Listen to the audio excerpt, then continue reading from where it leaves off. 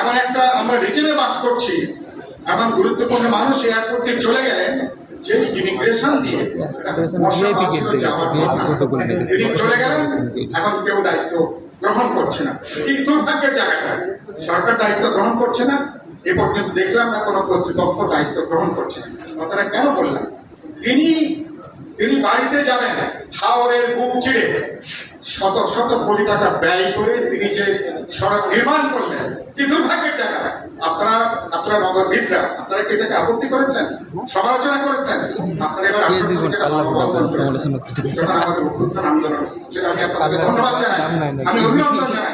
একমাত্র professional body যারা আপনারা 18 জুলাই আপনারা বাংলা মোটরে সেখানে দাঁড়িয়েছিলেন, এবং আপনারা সম্ভবত এখনো পর্যন্ত কোন দলবাদী রাজনীতির মধ্যে আপনারা এখন নিজেদেরকে যুক্ত করেনি। অনেক রাজনীতির বিশ্বাস থাকতে পারে, ইডিওলজিক্যাল পলিটিক্যাল থাকতে পারে, সংস্থা হিসেবে এখনো পর্যন্ত আপনারা পেশাদারিত্বের অক্ষুণ্ণ রেখেছেন। আমি আপনাদেরকে মোবারকবাদ জানাই, আমি আপনাদেরকে সালুট জানাই। আমি কথাটা হাবিব সাহেবের কথাটা কেন বললাম? কথাটা বলেছি, মন্ত্রী সাহেব ঠিক করেন উন্নয়নটা কি হবে, এমপি ঠিক করে দেয় কি হবে। এখানে মান্না ভাই থেকে শুরু করে অনেকে নাই, এখানে আরো দুটো দলের আছে, এনসিপির আদিব এখানে আছেন। আমি সবার মনোযোগ আকর্ষণ করতে চাই, এমপি গিরিকে অলাভজনক পেশায় থেকে নিয়ে যেতে হবে। এমপি গিরি এটা কোনো লাভজনক কোনো পেশা না। দেশের আইন প্রণেতারা তারা কোনো ব্যবসা করার জন্য, কোনো বাণিজ্য করার জন্য তারা পার্লামেন্ট সদস্য হবেন।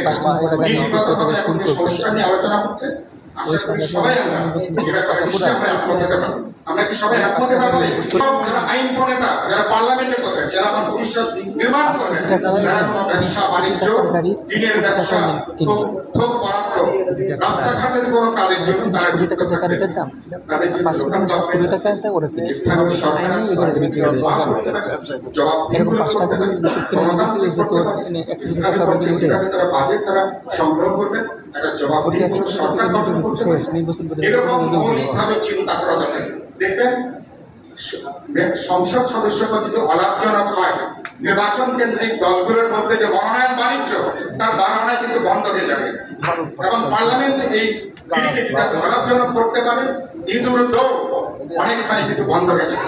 আমি কি সত্য কথা বলছি? আমি আপনারা কি আপনাদের সাথে এই ভয়েসগুলো নানা জায়গাতে উচ্চারণ করা দরকার, কথা বলা দরকার, কিংবা পরিবর্তনের যে অসাধারণ সুযোগটা তৈরি হয়েছে। চলেন আমরা কথাটা শেষ করি, আমরা আমাদের জায়গা থেকে সবাই আমরা নিজেদের কণ্ঠটা উচ্চারণ করি, নিজেরা দলে আলোচনা করি, যৌথভাবে আলোচনা করি। এখানে বসে আছে